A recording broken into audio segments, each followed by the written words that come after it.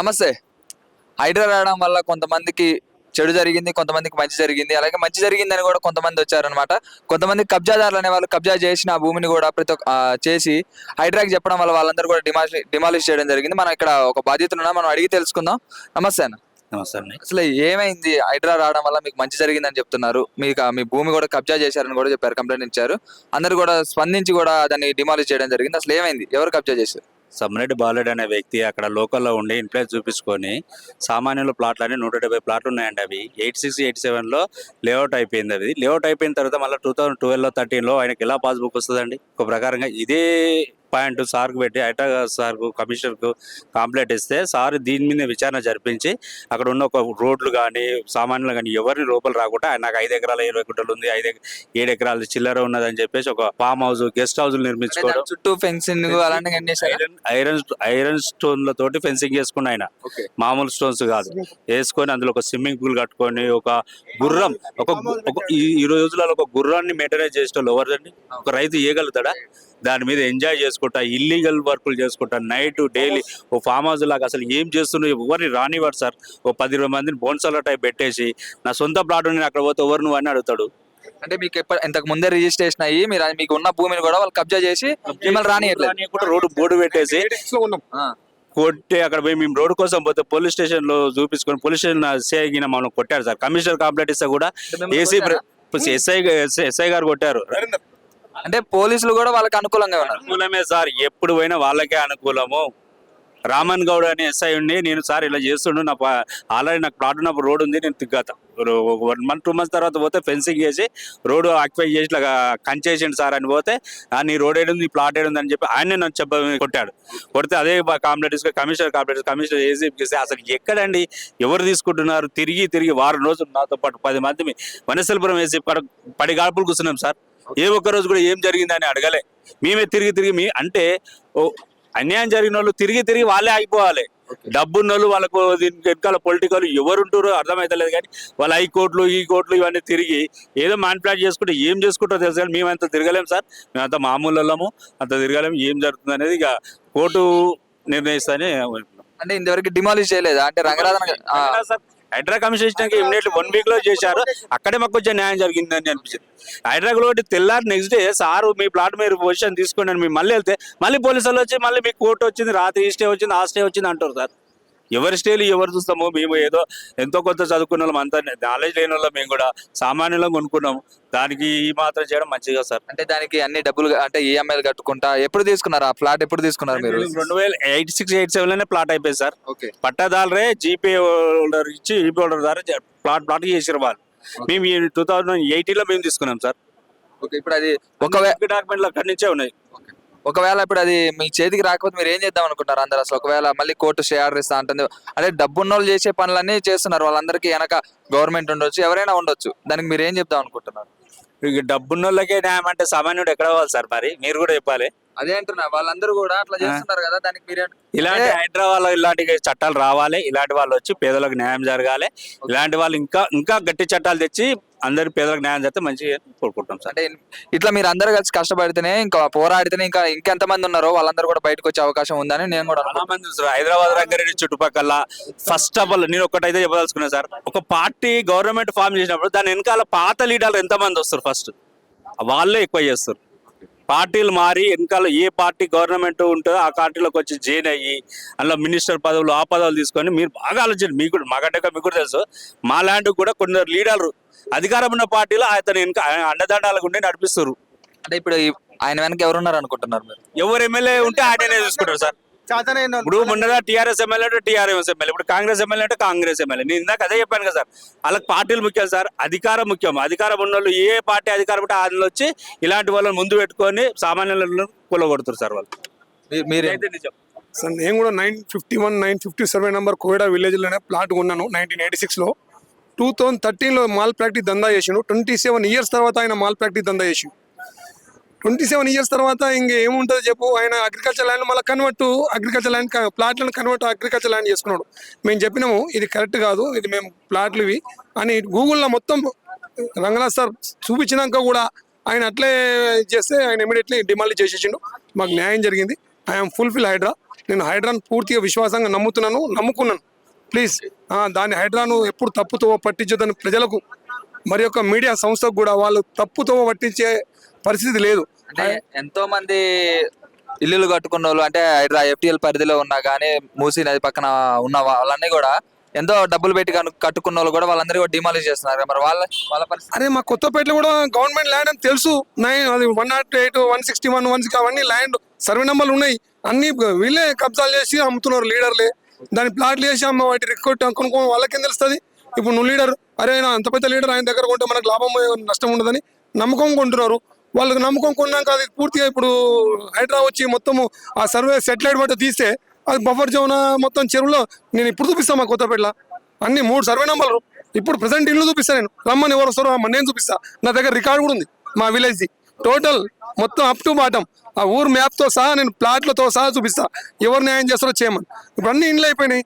పెద్ద పెద్ద లీడర్లు అందరూ కబ్జా చేస్తారు. మొన్న TRS లీడర్ కబ్జా చేసి అలా పైనాపిల్ ఫ్యాక్టరీ పెట్టాడు. పైనాపిల్ మొత్తము అమ్మడము చేయడం పెద్ద విన్నామన్నా జస్ట్ 1-2 months కింద.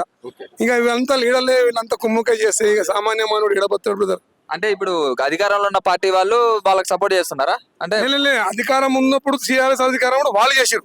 కాంగ్రెస్ ప్రభుత్వం ఇప్పటిదాకా చేయలేదు. ఎందుకంటే ఇక్కడ దాకా ఎవడు ఎందుకంటే నా కళ్ళ ముంగడ కనబడుతుంది ఎక్కడ చేసినట్టు లేదు. నాకు TRS గవర్నమెంట్ లో చాలా జరిగింది. That is true. నేను ప్రూవ్ చేపిస్తా విత్ రికార్డ్ తో సహా విత్ పేపర్ తో సహా. Are you come? నేను వస్తాను. దానికి నేను సిద్ధంగా ఉన్నా. ఎప్పుడు నా ఫోన్ నెంబర్ రాసుకొని నా పేరు నా అడ్రస్ ఇస్తా. మీరు రాని నేను చూపిస్తా. ఎక్కడెక్కడ కబ్జా జరిగింది అన్ని చూపిస్తా విత్ రికార్డ్. ధైర్యంగా మాట్లాడుతున్నారు. నా దగ్గర papers MRO RTO collector papers ఉన్నాయి. మా ఇంటి పక్కకు మహారాజు ఉన్నాడు. ఆయన చనిపోయే ముంగట అని నాకు పేపర్లు ఇచ్చిపోయాడు. ఇంత పెద్ద ఫైల్ ఇచ్చిపోయాడు. ఆ ఫైల్ మొత్తం అట్లే ఆయన చనిపోయాడు. అరే నువ్వు జర గట్టివాడు నువ్వు ఉంటే చూపిస్తావని ఆ పేపర్లు అన్నీ ఉన్నాయి. విలేజ్ మ్యాప్ తో సహా ఉంది నా దగ్గర. విలేజ్ మ్యాప్ తో సహా చూపిస్తా. నీకు రికార్డు చూపిస్తా అన్ని చూపిస్తా. ఎవరు యాక్షన్ తీసుకుంటారో తీసుకోమని. నేను రానికి కూడా నేను కూడా రెడీగా ఉన్నా. మీరు రెడీ అంటే fulfil brother. I'm fulfil. I'm ready any time. ATM లాగా అనుకో ఎనీ టైమ్. నువ్వు any day welcome. I'm ready. అంటే మీకు ఇప్పుడు హైదరాబాద్ అయితే మంచి జరిగింది. వెరీ చాలా బాగా జరిగింది. వెరీ మంచి చట్టం వచ్చింది. ఇంకా ఇటువంటి చట్టాలు కూడా రావాలని నేను కోరుకుంటున్నాను. హైడ్రా పోలీస్ స్టేషన్ కూడా ఇంకోటి కొత్తగా నిర్మించి ఈ పేద ప్రజలకు న్యాయం చేస్తే ఇంకా దానికంటే ఇంకా మంచి ఈ ప్రపంచంలో ఉండదేమో అనిపిస్తుంది. I'm fulfil Hydraa. పేదవాళ్ళకి కానీ మళ్ళీ మామూలు వ్యక్తులందరికీ కూడా ఈ హైడ్రా అనేది ఒక మంచి ఆశ్రమం అనుకోవచ్చు. మంచి వ్యవస్థ నిర్మాణించారు. Very good. దాంట్లో ఎలాంటి మీరు ఆలోచన చేయవలసిన అవసరం లేదు. మంచి నిర్ణయం. హైడ్రా అంటే ఒట్టిది కాదు అంట. Deputy collector, deputy MRO, RTO collector అందరూ వచ్చి వాళ్ళు సెర్చ్ చేస్తారు. అంత ఈజీగా అనుకోవద్దండి బ్రదర్. నేను 3 రోజులు దాన్ని సెర్చ్ చేసి 3 రోజులు పేపర్లు రెగ్యులర్గా 3 రోజులు 4-5 hours అక్కడ కూర్చొని సెర్చ్ చేసి లిస్ట్ పెట్టి ఆ లిస్ట్ కమిషనర్ దగ్గర పోతే అప్పుడు ఆయన కరెక్టా లేదా చూసి విత్ రికార్డ్ ఆ రోజు MRO వస్తాడు, RTO వస్తాడు, కలెక్టర్ వస్తాడు, మున్సిపల్ కమిషనర్ వస్తాడు. అన్ని చూసిన తర్వాతనే ఆయన కరెక్ట్ నిర్ణయం తీసుకుంటాడు. అట్లా తప్పు చేసేంత సీన్ లేదా. అది చాలా Hydraa is very powerful. Perfect 100%. ఇంకోటి ఇప్పుడు సామాన్య వాడు ప్లాట్ కొనాలంటే భయపడుతున్నారు. ఇప్పుడు ఎందుకు ఇవన్నీ కబ్జాలు అవుతున్నాయి. ఎందుకురా బాబా పైసలు పెట్టి తలకాయ నొప్పి పైసలు పెట్టి కొట్టాడ కొనుక్కోవాలంటే ఏడు కొనుక్కుంటాడు. వాడు కొనేదే కష్టం. మళ్ళీ కోర్టుకు లక్షల ఆయారు పెట్టాలి. ఎవడు కొంటాడు? ఎవడు ఉన్న గుడిసెన వేసుకుందాం కానీ ఈ ప్లాట్ వద్దు, ఈ ఇల్లు వద్దు, ఈ సంసారం వద్దు. ఆయన ఇంట్లో పిల్లలు ప్రశాంతంగా ఉండరు. పీస్ఫుల్ కోసం మనం బతుకుదానికి వచ్చినాం. ఇది ఎక్కడ పీస్ఫుల్? అంతా లైఫ్ అంతా నీకు ప్రాబ్లమేనా? ఇక ఇప్పుడు మనం బ్రతకడానికి వచ్చినాం అంతే. ఏం కొట్టుకోపోము, ఏం తీసుకోపోము. వాళ్ళకు ఉండాలి కదా జ్ఞానం. ఇది నాది అది నాది పోయేటప్పుడు కొట్టుకోపోతావా? నీదైతే నువ్వు ప్రూవ్ చేసుకో, తీసుకో. వాళ్ళ పేపర్స్ చూసుకో, తీసుకో. నీ ఇంత పెద్ద కమిషనరు అంతమంది చెప్పినా కానీ నువ్వు వినకపోయి ఇంకా కబ్జా నాదంటే ఇక ఎంత దుర్మార్గం అది. అంటే డబ్బు ఉండదని చెప్పి అహంకారమా? డబ్బు ఎన్ని పనులు చేస్తున్న అహంకారమే అంతే కదా. డబ్బు ఉన్నంత వరకే నీ అహంకారం. డబ్బు పోయినాక సాయిబాబు గుడి కాడ కూర్చోవాలి. ఇంకా అంతకంటే వేరే ఛాన్స్ లేదు. అది ఉన్నది కాబట్టి ఉరుకులాడుతున్నావు. అది అయిపోయిన తర్వాత సాయిబాబు గుడి కాడ ఫస్ట్ లైన్ నువ్వే ఉంటావు. అది రాసి పెట్టుకోండి. ఎప్పుడైనా తప్పు చేసినోడు ఎప్పటికైనా తప్పే బ్రదర్. అది ఉండదు. అది తెలియక వీళ్ళు మోసాలు చేస్తారు కానీ 4 రోజులు ఉంటుంది. ఆ తర్వాత ఇంట్లో కలహాలం పెడుతుంది. ఆ డబ్బు డ్రగ్స్ కానీ పిల్లలను సర్వం నాశనం చేస్తుంది. ఆ తర్వాత వీడు కూడా పోతాడు. అందుకే మా ఆయన చెప్పేది కష్టాన్ని నమ్ముకోవాలి. కష్టమే లైఫ్. ఇవి ఎట్లా వచ్చినాయి అట్లే పోతాయి. అవి 4 రోజులు సినిమా. ఏదో తెలియక ఇప్పుడు ఆ కబ్జా ఈ కబ్జా ఇవన్నీ చేస్తారు కానీ వాళ్ళకు జ్ఞానోదయం లేదు. వాళ్ళకు అసలు ఐడియా లేదు దాని మీద. ₹1 నీ సొమ్ము తింటే ₹10 ఇంకో దగ్గర పోతాయి. నీ రూపాయి నేను తీసుకున్నాను అనుకో, నా దగ్గర ₹10 పోతాయి. వాళ్ళకి తెలియక చేస్తున్నారు ఇవన్నీ కబ్జాలు. తెలిసినోడు చేయడు. ఇవన్నీ తెలిసినోడు ఎవడు చేయడు. అసలు జ్ఞానోదయం ఉన్నాడు, అసలు దేవుడికే పోడు. ఎందుకు పోతాడు? అవసరం ఏముంది? వాని కష్టం ఏదో వాని బతికేదో బతాడు. మా ప్లాట్ ఉన్నప్పటికీ మేము ఇక్కడికి వచ్చినాం. నా ప్లాట్ వాడు కబ్జా చేయకపోతే నేను ఎందుకు వస్తా? ఇప్పుడు ఎందుకు కొన్నాడు రా బాబు అని తలకాయ బస్సులో ఎవడన్నా ప్లాట్ అన్నాడు అనుకో, సారీ బ్రదర్ మీరు ఎక్కడ వెళ్ళిపోండి అని చెప్తున్నా. అసలు ప్లాట్ అనే మాట కూడా నేను మాట్లాడతలేదు. ఎందుకంటే ఈ అమ్మాయి లక్షలు పెట్టి కొనాలి, మళ్ళీ కోట్ల చుట్టూ తిరగాలి, ఇక పీస్ ఆఫ్ మైండ్ ఉండదు, అంతా తలకాయ నొప్పి. అమ్మాయి ఎందుకు ఈ దరిద్రం? ఆ ప్లాట్ వద్దు ఏమవుతుంది, ఉన్న గుడిసైనా సరే నిమ్మలంగా ప్రశాంతం నేను బతకడానికి వచ్చిన peaceful. That is my law. వేరే వాళ్ళు ఎవరో మీరు కబ్జా చేశారంటారా? కబ్జా చేసింది ఎవరు? ఆ హైడ్రా కంప్లైంట్ ఇస్తే మీకు ఏం జరిగింది? సమ్రెడ్డి బాలరెడ్డి అనే అతను, కొంతం శేఖర్ రెడ్డి అనే అతను 86లోనే లేఅవుట్ అయిన తర్వాత 7 ఎకరాల 28 గుంటలు తప్పుడు పాస్బుక్లతో రిజిస్ట్రేషన్ చేసుకున్నారండి. ఓన్లీ డాక్యుమెంట్స్ మాత్రమే. వాళ్ళకి ఇప్పటి వరకు పాస్బుక్ రాదు, రైతు బంధు రాదు. అవి రిస్ట్రిక్టెడ్ ప్రాపర్టీస్లో ఉన్న ప్లాట్ 2009లోనే పెట్టేసారు ప్రొహిబిటెడ్ లిస్ట్లో 10లో. ఎంఆర్ఓ, ఆర్డీఓ, కలెక్టర్ జడ్జిమెంట్ ఇచ్చేసారు ఈ పాస్బుక్లు చెల్లవు అనేసేసి. పొరపాటుని ఇచ్చిర్రు అని ఎవరైతే ఇచ్చిండ్రో ఆ ఆర్ఐ మీద కూడా ఇన్స్పెక్షన్కి వెళ్ళిన వాళ్ళ మీద యాక్షన్ తీసేసుకున్నారు. తీసుకున్న తర్వాత ఆ రైతుల దగ్గరికి వెళ్ళి ఈ పనికిరాని పాస్బుక్ల మీద ఇతను వెళ్ళి రిజిస్ట్రేషన్ చేయించుకున్నాడు. ఎట్లా రిజిస్ట్రేషన్ అయ్యింది అంటే, ఇది పెద్దంబర్పేట ఎస్ఆర్ఓ. పెద్దంబర్పేటలో అతను సబ్ రిజిస్టార్ నేను చెయ్యను అన్నాడు. చెయ్యను అంటే హైత్నార్లో కొన్ని రోజులు మాత్రమే ఎక్కడంటే అక్కడ ఫ్లెక్సిబుల్ ఉంది కదా, రిజిస్ట్రేషన్ చేయించుకోవచ్చు. అప్పుడు వెళ్ళి అక్కడ సబ్ రిజిస్టార్కి డబ్బులు ఇచ్చి లంచం 50,000, ఆ ఒక్కరోజు మాత్రమే అగ్రికల్చర్ ల్యాండ్ 7 ఎకరాల 28 గుంటలు కనబడేటట్టు చేసి రిజిస్ట్రేషన్ చేయించుకున్నాడు. మీకు ఎలా తెలిసింది లంచం ఇచ్చారని చెప్పి? మీకు ఎలా తెలిసింది? మాకు పక్కనున్న వాళ్ళే చెప్పిరండి, పేర్లు చెప్పలేను. అతని పక్కనే ఉండి లంచం ఇస్తుంటే చూసిన వాళ్ళే చెప్పిర్రు. అతను లంచం తీసుకున్నాడు కాబట్టే ప్లాట్లు అని నీకు ఆన్లైన్లో కనిపిస్తున్నాయి 20 సంవత్సరాలు 30 సంవత్సరాల నుంచి. అయినా కానీ నీకు రిజిస్ట్రేషన్ చేసినమాట లంచం తీసుకోకుండా ఎందుకు చేస్తాడని? ఎలాంటి ఉపయోగం లేనిదే చేస్తాడా? ఎవరైతే లంచం తీసుకున్నాడో, ఈ ఇల్లీగల్ పని చేసిండో అతనిని గవర్నర్ లెటరు అప్పుడు 2013లో ఉమ్మడి ఆంధ్రప్రదేశ్లో గవర్నర్ గారు యాక్షన్ తీసుకొని సస్పెండ్ చేసిండ్రండి. అంటే సస్పెండ్ అయిపోయిండు అని అంటే అతను ఇచ్చిన డాక్యుమెంట్స్కి వాల్యూ లేదనే కదా అర్థం. ఆ డాక్యుమెంట్లు పట్టుకొని పొజిషన్కి వచ్చి మమ్మల్ని రానియకుండా చేయడము, పోలీస్ వ్యవస్థలు మొత్తం చుట్టుముట్టు కాంపౌండ్ అదేంటి ఫస్ట్ ఫెన్సింగ్ వేసిండు. మొన్న రీసెంట్గా 24లో కాంపౌండ్ వాళ్ళు గేటు, స్విమ్మింగ్ పూల్, 2 అంతస్తులు బిల్డింగ్ ఏమంటారు ఫ్యాబ్రికేటెడ్, పర్మనెంట్ కాదు ఫ్యాబ్రికేటెడ్. మళ్ళీ అందులో హోమ్ థియేటరు. ఇది రైతు చేసే పనేనా? నాకు కొల్యాలు ఉన్నాయండి, నాకు 2 ఆవులు ఉన్నాయండి, నేను రైతునండి. పొద్దున వస్తా కబ్జాకోరుని ఒక్కనే ఉంటానా అండి? నేను ఒక్కనే వస్తా అంటే ఒక్కనే 100 మందిని భయపట్టిస్తున్నావు అంటే అర్థం చేసుకోండి. నేను ఒక్కనే వస్తా అని మరీ చెప్తున్నావు నువ్వు అన్ని ఛానళ్ళల్లో. నీ ప్లాట్లనే లేవు. ప్లాట్ అయితే నువ్వు పర్మిషన్ తీసుకోవాలి. మున్సిపల్ ఆఫీసర్ వచ్చిండి, ఎలాంటి పర్మిషన్ లేదు. కనీసం కాంపౌండ్ వాళ్ళకి లేదు, నువ్వు కట్టిన 2 అంతస్తుల బిల్డింగ్కు లేదు, దేనికి లేదు. మేము ఎట్లీ హైడ్రాని ఇంకా కన్స్ట్రక్షన్ చేస్తాడు. ఇంకెన్ని రోజులు? ఇది కోర్టులో ఉంది. కోర్టులో ఉన్నప్పుడు స్టేటస్కో ఇద్దరు మెయింటైన్ చేయాలి కదండి. ఇదంతా కన్స్ట్రక్షన్ ఎట్లయితుందండి?